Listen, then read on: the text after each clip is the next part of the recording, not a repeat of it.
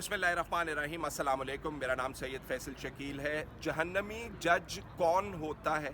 ये military court का trial के ख़िलाफ़ जो अपीलें इस वक्त सुप्रीम कोर्ट ऑफ पाकिस्तान के अंदर सुनी जा रही हैं,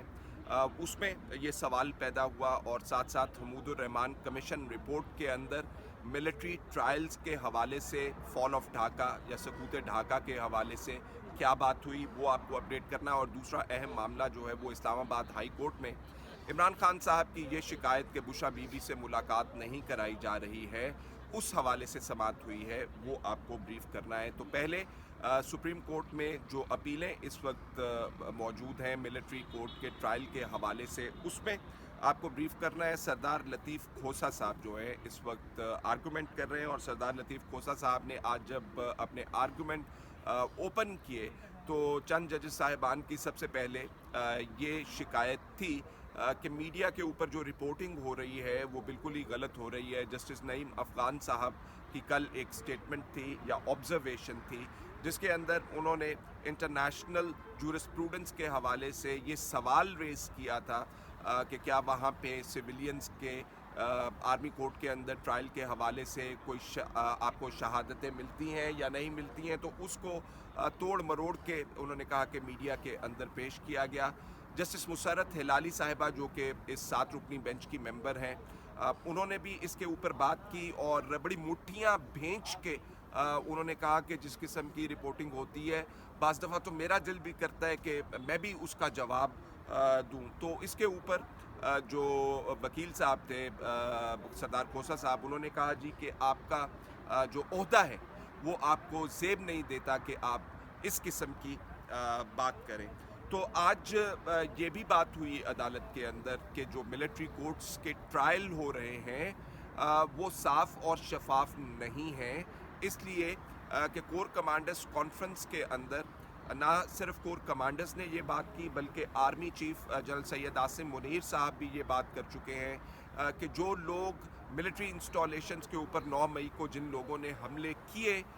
उनको हम नहीं छोड़ेंगे। तो सरदार लतीफ़ खोसा साहब ने बेंच के सामने ये बात रखी कि जब आपका आर्मी चीफ कह रहा होगा, कोर कमांडर्स कह रहे होंगे, तो एक प्रिजाइडिंग ऑफिसर मिलिट्री कोर्ट का जो केस सुनता है वो कैसे उनकी मंशा के खिलाफ फैसला कर सकेगा। इसमें जो हवाले दिए सरदार लतीफ़ खोसा साहब ने वो आज कुरान के हवाले दिए, जिससे उन्होंने बताया कि जो शफाफ ट्रायल होता है वो खुफिया कभी नहीं हो सकता। सूरा मायदा का जिक्र किया उन्होंने, और साथ साथ ये उन्होंने कहा कि एक जज को इंडिपेंडेंट होना होता है, और साथ उन्होंने कहा कि ऐसे जजेस साहिबान जो हकायक को देखकर हकायक के मुनाफी फ़ैसला करेंगे वो कुरान की रूह से वो जहन्नमी कहलाएंगे। तो सरदार खोसा साहब ने जो बातें की उसके अंदर आज जजेस का कहना था कि आप ज़रा सियासी नौयत की बातें जो हैं वो इस केस से अलहदा रखें। ये केस जो है जस्टिस अमीनुद्दीन साहब ने ये बात की कि ये वायरिस का केस है, यानी कि जो कानून है या जो सेक्शन 21D है जिसके तहत सिविलियंस का ट्रायल जो है इस वक्त तकरीबन 103 के करीब सिविलियंस हैं जिनका ट्रायल आर्मी कोर्ट के अंदर किया जा रहा है। तो उन्होंने कहा कि एक मामला तो ये है कि क्या कानून जो है जिसके तहत सिविलियंस का मिलिट्री ट्रायल किया जा रहा है मिलिट्री कोर्ट्स के अंदर वो कॉन्स्टिट्यूशन से मुताबिकत रखता है या नहीं रखता, और दूसरा मामला ये है कि क्या उस कानून को सही तौर पर इन सिविलियंस के ऊपर लागू किया गया है या नहीं किया गया। जिस पे सरदार लतीफ़ खोसा साहब का कहना था कि देखिए, अगर कानून ही आइन के मंशा के मुताबिक नहीं होगा, अगर कानून ही आइन के मुनाफी होगा, तो फिर ये ज़ैली बात रह जाती है कि क्या इस कानून की एप्लीकेशन जो है वो ठीक है कि नहीं ठीक है। इसमें प्रोसीजर्स के हवाले से बात थी कि क्या जिन लोगों को मिलिट्री ट्रायल के लिए प्रिजाइडिंग ऑफिसर्स ने मिलिट्री कोर्ट के मांगा और कहा ATC को इंसदाद दहशतगर्दी की अदालतों से केस खुद ले लिए सुनने के लिए, वो मामला ठीक था या नहीं था, प्रिजाइडिंग ऑफिसर ठीक है या नहीं है, ट्रायल के जो मामलात हैं, जो प्रोसीजर है ट्रायल का वो ठीक था या ठीक नहीं है, ये अलहदा मामलात में आता है। जस्टिस अमीन साहब ने इस बात का जिक्र किया। तो सरदार खोसा साहब का ये कहना था कि सकूत ढाका کی ایک بڑی اور اہم وجہ یہ تھی کہ جو ملٹری کورٹس کے اندر سویلینز کے ٹرائل کیے گئے اس سے بہت زیادہ جو ہے منافرت پھیلی لوگوں کے اندر، لوگوں کے جذبات جو ہیں اس سے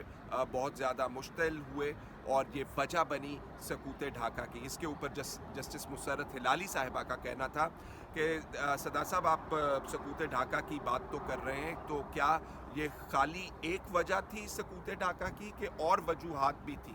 انہوں نے کہا کہ کچھ بڑی وجوہات اور بھی تھی سقوط ڈھاکہ کی، اور جسٹس حمود الرحمان کمیشن کی جس کی آپ ریفرنس دے رہے ہیں، جسے آپ بتا رہے ہیں کہ جسٹس حمود الرحمان کمیشن کے اندر یہ بات لکھی گئی تھی کہ جو ٹرائل کیے گئے لوگوں کے اس سے بہت زیادہ منافرت پھیلی، نفرت پھیلی لوگوں کے اندر، اور ڈھاکہ علیحدہ ہو گیا۔ تو مسرت ہلالی صاحبہ کا کہنا تھا کہ اور بہت سی وجوہات تھیں جس کی وجہ سے فال آف ڈھاکہ ہوا تھا۔ سردار لطیف کھوسہ صاحب نے یہ بات بھی کی کہ خلفائے راشدین کے دور میں جو ٹرائل تھا یا سسٹم آف جسٹس تھا وہ علیحدہ کر دیا گیا، کیونکہ یہ بات آج عدالت میں ڈسکس ہوئی کہ پہلے خلیفہ ہی کیسز سنا کرتا تھا اور قاضی کے طور پر ایکٹ کیا کرتا تھا اور فیصلہ ہوا کرتا تھا، جس کے اوپر سردار لطیف کھوسہ صاحب کا کہنا تھا کہ یہ حضرت عمر کے دور میں اور حضرت علی کے دور میں اس کو علیحدہ کر دیا گیا تھا، اور پھر انہوں نے چند سورہ کا ذکر کیا، آیات کا ذکر کرتے ہوئے کہا کہ جج جو ہے وہ علیحدہ ہوگا، قاضی جو ہے علیحدہ ہوگا، اور قاضی کے حوالے سے تو یہ بھی کہہ دیا گیا کہ اگر خلیفہ وہاں چلا جائے گا، تشریف لے جائیں گے، تو قاضی جو ہے وہ اٹھ کے کھڑا نہیں ہوگا کیونکہ اس سے تاثر جو ہے غلط جاتا ہے۔ تو سردار لطیف کھوسہ صاحب کا یہ کہنا تھا کہ جو ملٹری ٹرائلز اس وقت کیے جا رہے ہیں وہ اسلام کی روح سے، قرآن کی روح سے، شریعت کی روح سے وہ بھی نہیں کیے جا سکتے، اور ان کا یہ کہنا تھا کہ عدلیہ کی یہ ذمہ داری بنتی ہے، اور انہوں نے یہ الفاظ استعمال کیے کہ آپ نے حلف لے رکھا ہے آئین کے تحت کہ آپ نے آئین کو پروٹیکٹ کرنا ہے۔ اب اس کے اوپر مختلف ججز صاحبان کا یہ ویو رہا ہے، جس میں اظہر رضوی صاحب ہیں، جس میں مسرت ہلالی صاحبہ ہیں،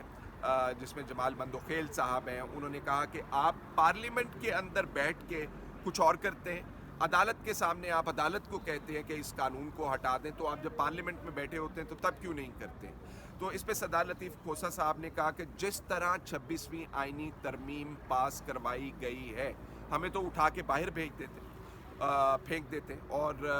تو اس کے اوپر مسرت ہلالی صاحبہ نے کہا تو آپ ریزائن کیوں نہیں کرتے؟ ریزائن کر دیں ایسی پارلیمنٹ سے۔ تو سردار لطیف کھوسہ صاحب نے کہا جی کہ سردار اختر مینگل صاحب نے اسی حوالے سے جو ہے وہ ریزگنیشن دیا تھا، اسی حوالے سے ان کے تحفظات تھے، ان کے ممبران کے ساتھ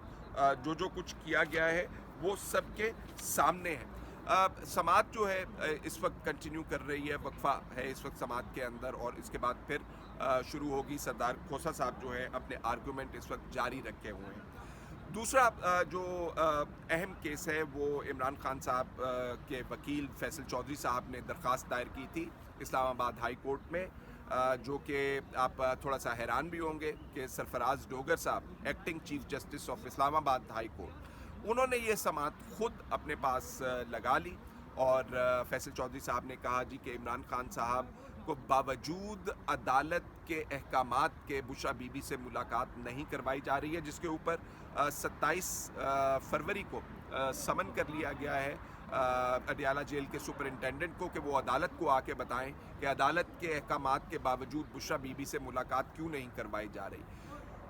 کل جو ملاقاتیں ہوئی تھیں علیمہ خان صاحبہ کی عمران خان صاحب سے، اور سلمان اکرم راجہ صاحب کو روک لیا گیا تھا ملاقات سے اور ملنے نہیں دیا گیا تھا، اس میں جو باتیں سامنے آئی تھیں علیمہ خان صاحبہ نے کہا تھا کہ عمران خان صاحب کہہ رہے ہیں کہ باقاعدہ منصوبہ بندی کے تحت مجھ سے ملاقاتیں جو ہیں وہ رکوائی جا رہی ہیں، بشرا بی بی کے اوپر پریشر ڈالا جا رہا ہے، اور علیمہ خان صاحبہ نے کہا کہ یہ کس وجہ سے ہو رہا ہے، تو عمران خان صاحب نے علیمہ خان صاحبہ کے کہنے کے مطابق یہ نہیں بتایا۔ تو عمران خان صاحب کے مقدمات کے اندر التوا، ملاقاتوں کے اندر جو ہے تعطل، یہ کیوں ہو رہا ہے؟ اگر آپ باہر کی صورتحال دیکھیں تو اس وقت پاکستان تحریک انصاف جو ہے ایک اپوزیشن کا پلیٹ فارم اکٹھا بنانا چاہ رہی ہے، اور عید کے بعد ایک بڑی تحریک جو ہے وہ شروع کرنا چاہ رہے ہیں. تو عدالت نے اس معاملے کو دیکھتے ہوئے سپرنٹینڈنٹ کو 27 تاریخ کو بلا لیا ہے اور ملاقاتوں کے بشرا بی بی کی ملاقات کے حوالے سے عمران خان صاحب کے ساتھ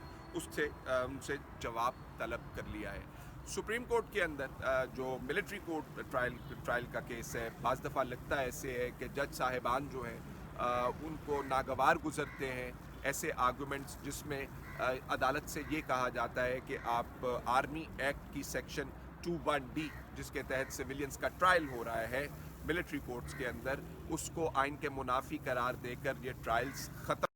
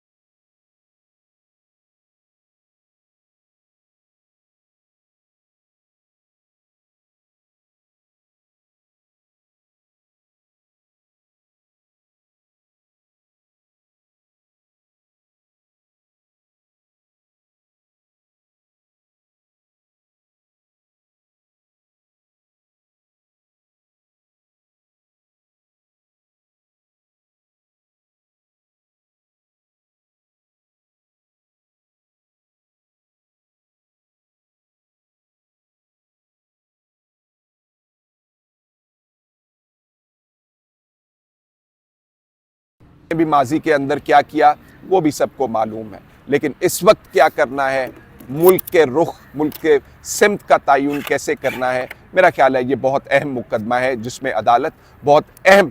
فیصلہ دے سکتی ہے. فی الحال اتنا ہی، اجازت دیجیے، اللہ حافظ.